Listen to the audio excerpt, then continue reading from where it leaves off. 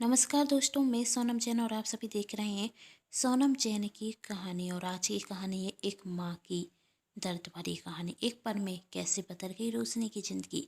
कहानी पसंद आए तो चैनल को सब्सक्राइब कर लीजिएगा और पास में जो बेल आइकन का बटन है उसे प्रेस करना बिल्कुल ना भूलें, क्योंकि उसी से मिलेंगे आप सभी को मेरी आने वाली हर कहानी की नोटिफिकेशन। कहानी पसंद आने पर वीडियो को लाइक कीजिएगा, क्योंकि जब आप करते हैं वीडियो को लाइक तो मुझे मिलती है कहानियाँ लिखने के लिए प्रेरणा। और कहानी को अपनों के साथ शेयर करना बिल्कुल ना भूलें। तो चलिए बिना टाइम वेस्ट किए कहानी शुरू करते हैं। रोशनी के फ़ोन की आवाज़ सुनकर उसकी सहेली पल्लवी फ़ोन देखती और कहती, लो आ गया निखिल जीजा जी का फ़ोन। जीजा जी से तो बिल्कुल भी सबर नहीं हो रहा है। आज तुम दोनों की हरती और जीजा जी फ़ोन कर रहे हैं। तभी रोशनी कहती, मुझे मेरा फ़ोन दे। नहीं नहीं, आज तुम दोनों की बातें नहीं होने दूंगी। काकी जी ने कहा था ना कि हरती के बाद दोनों को फ़ोन पर बात नहीं करनी है। तब रोशनी ने कहा, हरती के बात ना, अभी हरती होने में टाइम है। अभी मैं बात कर सकती हूँ। देखो तो मैडम की उतावली। पल्लवी कहती, यही सुन। पास में बहती हुई सभी सहेलियाँ हंसने लगती। तब रोशनी कहती, देख तेरी बहुत मस्ती हो रही है, चल मुझे फ़ोन दे, उन्हें कोई ज़रूरी काम होगा। अच्छा जी, उनकी अभी से इतनी फिक्र, पल्लवी ने कहा। फिर सभी सहेलियां जोर से हंसने लगी और पल्लवी फोन उठाते हुए कहती, आप जिससे बातें करना चाहते हैं वह अभी व्यस्त हैं, कुछ देर बाद संपर्क करें। तभी रोशनी ने कहा, अरे क्या कह रही है, फोन देना। तब वहां से निखिल कहता, आप कौन बोल रही हैं?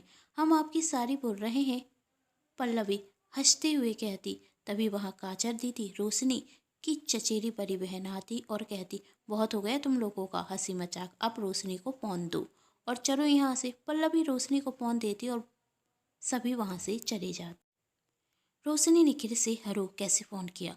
निखिल ने कहा, क्यों, मैं अपनी होने वाली पत्नी को फ़ोन भी नहीं कर सकता? जिसे सुन रोशनी शर्मा जाती और रोशनी निखिल में बातें होना शुरू हो जाती। तभी काजल दीदी वहां आती और रोशनी से कहती, सारी बातें यहीं करेगी क्या? चल जल्दी कर, तुझे सब नीचे बुला रहे हैं, हल्दी की रस्म शुरू होने वाली। रोशनी फ़ोन रख देती और काजल दीदी के साथ नीचे चली जाती, जहां उसे सब हल्दी लगाते। दूसरे दिन रोशनी और निखिल की शादी हो जाती। विदाई के वक्त रोशनी के माता पिता की आंखें नम थी, रोशनी भी रो रही थी।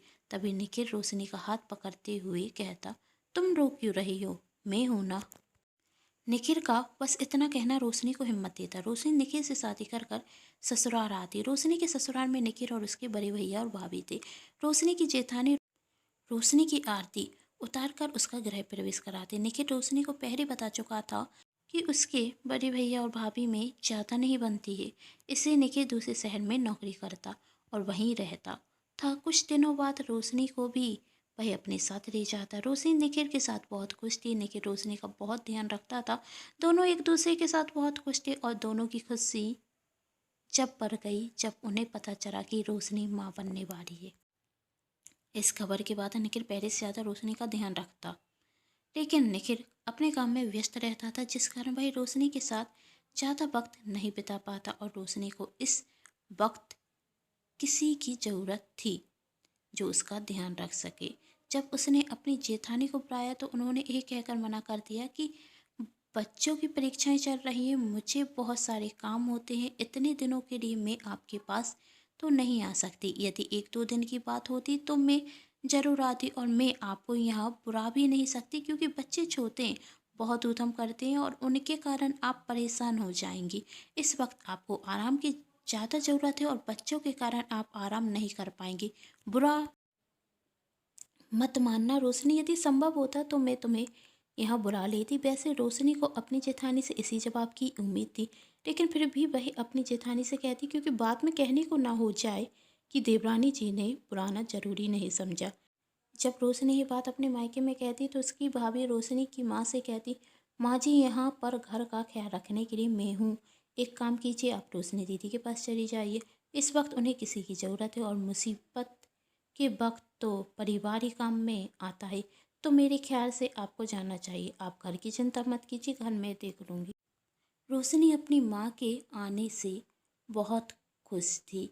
रोशनी की माँ अपनी बेटी का बहुत अच्छे से ख्याल रखती हैं। निखिल अब चिंता मुक्त था, क्योंकि रोशनी का ख्याल रखने के लिए उसकी माँ आ जाती। एक दिन निखिल उदास बालकनी में खड़ा हुआ था। तभी रोशनी निखिल के पास आकर कहती, क्या हुआ, आप इतने उदास क्यों हो। निखिल कहता है, यदि मेरी माँ होती तो वह भी तुम्हारा इसी तरह ख्याल रखती है ना। माँ को भी अपने नाती के आने का बेसब्री से इंतजार होता है ना। रोशनी ने कहा, इंतजार तो अब भी होगा, वह जहाँ भी होंगी हमें देख रही होंगी, और उनका आशीर्वाद जब हमारे साथ है तो मुझे कुछ होगा भी नहीं ना। आप दुखी मत हो। निखिल ने कहा, तुम्हारा कहना सही है, माँ का होने का एहसास मुझे आज भी होता है। तो चलिए, चलकर आप तैयार हो जाइए, आपको ऑफिस के लिए देर हो रही है। कहते हुए रोशनी वहाँ से जाने लगती। तभी निखिल का फ़ोन बजता। फ़ोन निखिल के ऑफिस से था। जब निखिल फ़ोन पर बातें करता तो चिंतित होते हुए कहता, सर ये तो नहीं हो सकता। निखिल की घबराई हुई आवाज़ सुनकर रोशनी वहीं रुक जाती और निखिल के फ़ोन पर बातें करने के बाद तब रोशनी निखिल से कहती, क्या हुआ निखिल, तुम इतनी चिंतित क्यों, आखिर हुआ क्या है। तुम्हारे ऑफिस से फ़ोन था, कोई घबराने वाली बात है क्या। निखिल कहता है, सर का फ़ोन आया है, उन्होंने कहा है कि मुझे कुछ दिनों के लिए ऑफिस के काम से बाहर जाना होगा, तो इसमें चिंता की क्या बात है। रोशनी ने कहा, तुम पहले भी ऑफिस के काम से बाहर गए हो। तब निखिल कहता, पहले की बात अलग थी और अब की बात अलग है। तुम्हारी इसी महीने में डिलीवरी होने वाली है, 9वां महीना लग चुका है। डॉक्टर ने कहा है कि 2-4 दिन में तुम माँ बन जाओगी। तब रोशनी ने कहा, हाँ तो आप अपने सर से बात करो कि आप नहीं जा सकते। तब निखिल ने कहा, मैंने भी तो यही कहा है, लेकिन सर कह रहे हैं कि जाना जरूरी है, तो आप कह दीजिए कि आपकी जगह किसी और को भेजते हैं। तब निखिल कहता, मैंने भी तो यही कहा था, सर कह रहे हैं कि वह काम मैं ही कर सकता हूँ, और नहीं गया तो कहीं नौकरी ना चली जाए, तो अब क्या। रोशनी ने कहा। निखिल ने कहा, वही तो मैं सोच रहा हूँ, चाहे कुछ हो जाए मैं तुम्हें इस हालत में अकेले छोड़कर तो नहीं जाऊंगा। चाहे मेरी नौकरी चली जाए, नौकरी चली गई तो क्या करेंगे। रोशनी ने कहा। तब निखिल कहता, कुछ भी कर लूँगा, लेकिन इस हालत में तुम्हें छोड़कर नहीं जाऊंगा। तुम मेरी पत्नी हो, मेरे आने वाले बच्चे को मेरी ज़रूरत है। रोशनी सोचने रखती। निखिल भी गहरी चिंता में था। तभी रोशनी की माँ वहाँ आती और कहती, दामाद जी आप रोशनी की चिंता मत कीजिए, मैं हूँ, मैं रोशनी का ख्याल रख लूँगी। पर माँ जी हॉस्पिटल जाना होगा और आप अकेले मैनेज कैसे करेंगी। निखिल ने कहा। तब रोशनी की माँ कहती, रोशनी के भैया और भाभी को भी बुला लूँगी 1-2 दिन के लिए, तो वह आ जाएंगे। आप चले जाइए, और यदि नौकरी चली गई तो भविष्य की भी चिंता करनी होगी ना, और अपनी पत्नी और आने वाले बच्चे को एक अच्छी ज़िंदगी देने के लिए नौकरी का होना बहुत ज़रूरी है। आपका कहना बिल्कुल सही है माँ जी, जाना तो मुझे होगा ही। अच्छा है कि कम से कम आप तो रोशनी का ख्याल रख रही हैं। मेरे भैया भाभी ने तो जैसे मुझसे पूरा नाता ही तोड़ दिया। कभी कभी सोचता हूँ यदि माँ जी और बापू जी होते तो कितना अच्छा होता, आप लोगों को भी कष्ट ना होता। इसमें कष्ट की क्या बात है दामाद जी, रोशनी मेरी भी तो बेटी है, और अपनी बेटी के लिए मैं इतना तो कर ही सकती हूँ। आप जाने की तैयारी कीजिए, मैं रोशनी का ख्याल बहुत अच्छे से रख लूँगी, और खुशखबरी आते ही साथ सबसे पहले आपको ही फ़ोन करूँगी। ठीक है, कहते हुए निखिल जाने की तैयारी करने लगता। निखिल दूसरे शहर 4 दिन के लिए ऑफिस के काम से चला जाता, और 4 दिन बाद रोशनी के पेट में दर्द होने लगता। उसके भैया भाभी माँ पिताजी उसे हॉस्पिटल लेकर जाती, जहाँ भाई एक प्यारे से बेटे को जन्म देती। रोशनी की माँ निखिल से फ़ोन कर कर कहती, बधाई हो दामाद जी, आप पापा बन गए। रोशनी ने एक प्यारे से बेटे को जन्म दिया है, सच में माँ जी। निखिल ने कहा, मेरे लिए इससे बड़ी खुशखबरी हो ही नहीं सकती। मैं अगली ट्रेन से ही अपने बेटे से मिलने के लिए आ रहा हूँ। मेरा यहाँ का काम पूरा हो चुका है, अब मैं जल्दी आता हूँ। कहते हुए निखिल फ़ोन रख देता और ट्रेन पकड़कर शहर आ जाता। जब निखिल स्टेशन पर उतरता तो उसे कोई टैक्सी नहीं दिखती। तभी उसका दोस्त नयन उसे दिखता तो वह नयन से कहता, क्या मैं तेरी मोटरसाइकिल लेकर जा सकता हूँ। तेरी भाभी माँ बन गई, तेरा दोस्त पापा बन गया, मुझे अपने बेटे से मिलने की बहुत जल्दी है।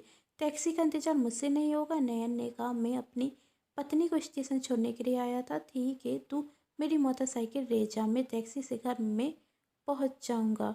निखिल नयन की बाइक लेकर हॉस्पिटल के लिए निकल जाता। निखिल बहुत तेज बाइक चला रहा था। अपने बेटे से मिलने की खुशी में निखिल तेज बाइक चलाते हुए जाता। निखिल सोच रहा था कि कैसा दिखता होगा मेरा बेटा। जहाँ यहाँ निखिल अपने बेटे के बारे में सोच रहा था, वहीं रोशनी निखिल के आने का इंतजार कर रही थी। वह मन ही मन कह रही थी, निखिल कहाँ हैं आप, आपका बेटा आपका इंतज़ार कर रहा है। और रोशनी निखिल को फ़ोन करती है, निखिल जल्दी आइए, मैं कब से आपका इंतज़ार कर रही हूँ। निखिल कहता तुम फ़ोन रखो, बस मैं आता हूँ। कहते हुए निखिल बाइक की रफ्तार और तेज कर लेता और तभी सामने से एक ट्रक आता। निखिल का बैलेंस बिगड़ता और निखिल का एक्सीडेंट हो जाता और उस एक्सीडेंट में हमेशा हमेशा के लिए निखिल दुनिया को छोड़कर चला जाता। रोशनी और अपने बेटे, जिसे निखिल ने अभी तक देखा नहीं था, उसे छोड़कर चला जाता। निखिल के जाने के बाद क्या होगा रोशनी का। रोशनी के जेठ जेठानी तो पहले ही उससे रिश्ता तोड़ चुके थे। अब क्या रोशनी के मायके वाले उसका साथ देंगे? कैसे करेगी रोशनी अपने बेटे का पालन?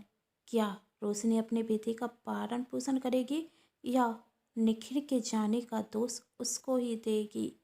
क्या होगा कहानी में आगे जानना चाहते हैं तो कहानी का अगला भाग जाओ देखें, जिसके लिए कर लीजिए चैनल को सब्सक्राइब, क्योंकि जब भी मैं लेकर आऊँ कहानी का नया भाग तो आप सभी को पता चल सके। कहानी पसंद आने पर चैनल को सब्सक्राइब, वीडियो को लाइक एंड शेयर जरूर कीजिएगा। Thanks for watching.